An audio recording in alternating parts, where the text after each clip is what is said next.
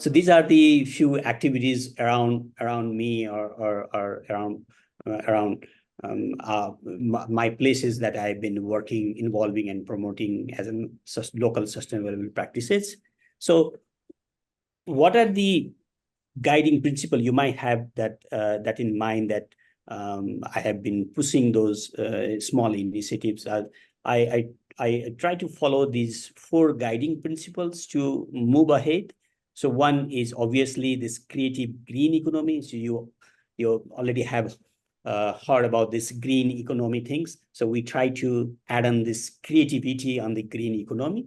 So that creativity allow us to do more on innovations, creativity, uniqueness, and also our indigenous knowledge and practices. So our heritage, especially in the global south, we have a lot of sustainable practices that we have been doing every day in our life, but that's became very informal. Even our local market system is a very sustainable approach of living or doing businesses, but the government system think that this is informal, so they always ignore it. But what we are trying right now is trying to make those informal, our indigenous knowledge, to link with our green economy, so that the system can understand the value of those indigenous knowledge and practices. By using this creativity is not only the traditional knowledge and skill, but also using the modern technology like the AI and other technology that we can adopt. And that need to be more into the people-centered ideas. So technology can be used in anywhere, but that need to be more in the people-centric. So that is one of the guiding principle that I try to follow for that. And another guiding principle that we try to promote the sustainability through this quintuple bottom line. So this is also one of the theory that the activities or the initiatives, whatever we are doing or we want to do, has these 5 elements that we need to be think about. So that is that activities has to be purposeful, that need to be people-centric, that I already mentioned about it. Obviously, it's for the sustainability is a planet-friendly, and this profit and place. So I always say that this place is most important things about this sustainability, right? So if you remember, while there was a COVID, the whole value chains has stopped. All the supply chains has disrupted, but people are still survive because of these place-based resilient supply systems, right? Not only for the food, everything. So everything has surrounded by this place-based system. So, and this modern time, we are ignoring this place-based sustainable thinking or sustainable model we have been adapting since traditionally. So I think we need to revive those kind of activities. For example, if you see any traditional city in Nepal, so that has one center, but they have a satellite city around it. So who can supply you oil? They can supply you other functional things like bamboos materials. Some cities supplies some specific things to the cities, central cities. So it has very place-based design. So that is one of the guiding principle for our work, to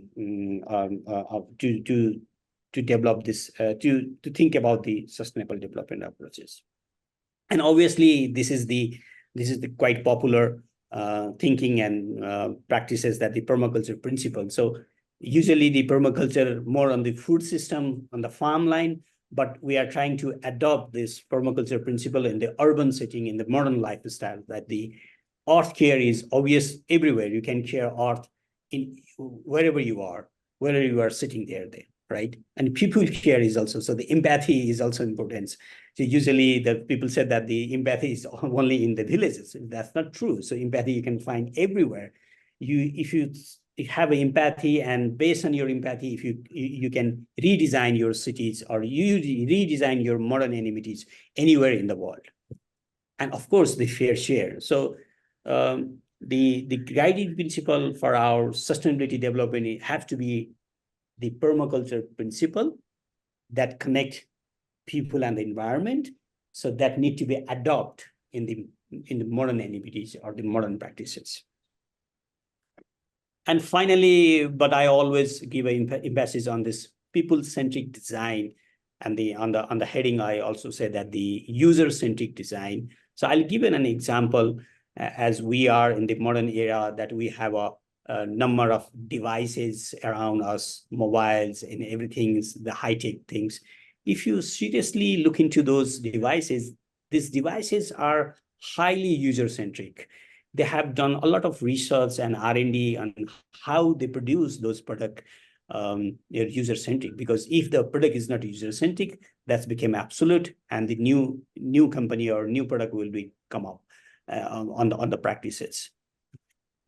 But on the similar things that need to be adopted on our sustainable development practices, why we are not thinking while designing the city, why our cities are not people-centric or user-centric, why we are preparing any policies, guidelines, or systems, why those systems are not the people-centric. So that's my questions, or that's always guide all of us to identify the solutions of these sustainable developments.